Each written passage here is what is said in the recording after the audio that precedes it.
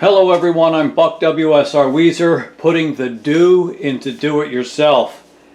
Our do-it-yourself project does not come from one of the usual locations, such as the shed, the garage, the yard, or the RV, but we are here inside the kitchen. And in the household chores category, I'm going to show you how to descale your coffee maker. I love coffee, drink it every day, and depending on the hardness of the water in your area and the frequency with which you brew coffee, you may need to descale. I've got the Krups coffee maker. This is Krups model EC321. This has the advantage of letting me know when it's time to descale. Essentially what that means is, your coffee maker accumulates lime deposits. They form inside your coffee maker. And descaling will ensure that your coffee maker lasts longer and provides quality coffee over time. Now, on my particular coffee maker, when it's time to descale, it will tip me off by illuminating the clean button. So when I power it on and then hit the brew button, the clean light will illuminate and blink 3 times. That's telling me that it's time to descale. So power it down there.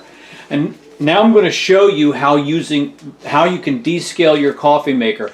This Krups model has a descaling program that's built into it. Yours may not, but the process would really be just the same. So even if yours doesn't have a descaling feature, you'll still be able to follow these steps. I've got the things we need here laid out on the countertop.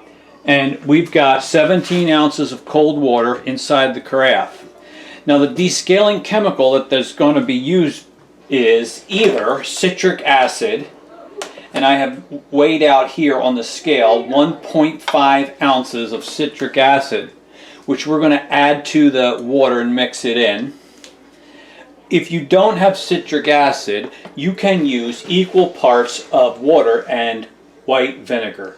Normal vinegar. So we've got 17 ounces of water in here. If we were going to descale with the vinegar, we'd add 17 ounces of water.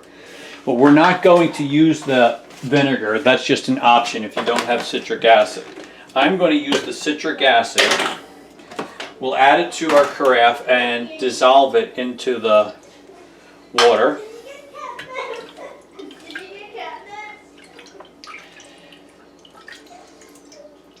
I don't know why I have citric acid or why we have it in our house. My wife uses it for something related to soap making or making bath bombs. I really don't know what else it's used for. I just happened to kind of get lucky that she said she'd have some.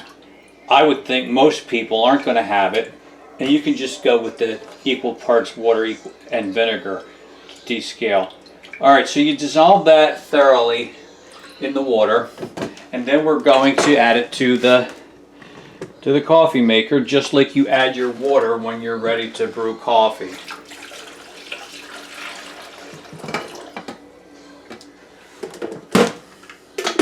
And then put the carafe in place under it.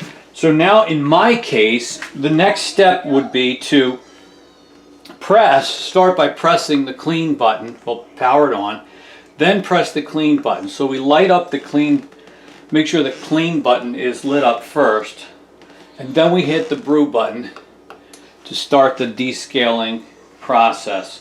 It says that the cycle lasts for 30 minutes. So it takes longer doing the descaling than normally takes to brew coffee.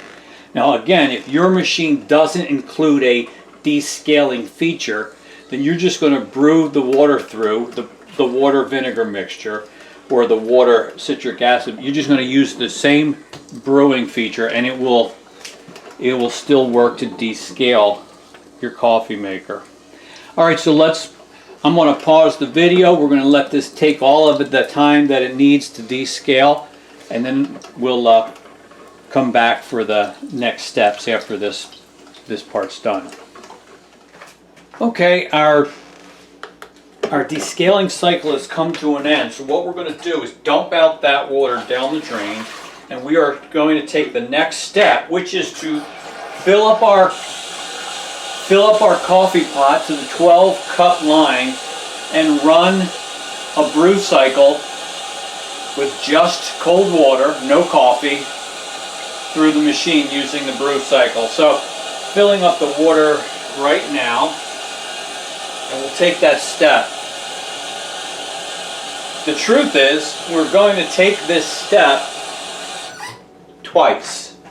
So we are going to run a full pot of cold water on the brew cycle, let it run, and then we're going to repeat that same thing. So you're essentially rinsing the system with 2 full pots of water. One of the things I wanted to talk about is if you don't have a coffee maker that includes a notification when it's time to descale, how do you know when it's time to descale? And there's a couple symptoms that you might experience that can tip you off. One is a brew time that takes much longer than normal or longer than you expect. Another would be a brew cycle with excessive steaming, or as it comes to the end, an excessive amount of noise at the end of the brew cycle. But for most of us, the key thing that tips us off that there's a problem with our coffee maker is, and that it's time to descale, is that it shuts off halfway through the brewing cycle. So you're expecting to brew 6 cups and it only puts out 3 and just turns itself off. That's usually the sign that gets our attention and says, hey, what's going on here? That's an indication that you need to descale. So I'm going to run my 12 cups of water through, dump it out, and do it one more time, and the job will be done. After that, I'll be able to brew coffee again. So these steps will work on any coffee maker, whether you've got the kind that includes a descaling cycle and indicator, or if you just have one that doesn't include that and you have never gotten around to descaling it, chances are it is time to descale. And now you know how to do it. And so I'm going to sign off here. I am Buck WSR Weezer. I thank you for joining me today. Be sure to like and subscribe, and if you would please check out some of my other videos from the Household Chores series. I think then they can be of some value to you as well. Have a great day, everybody. I'll see you on the next video. Bye.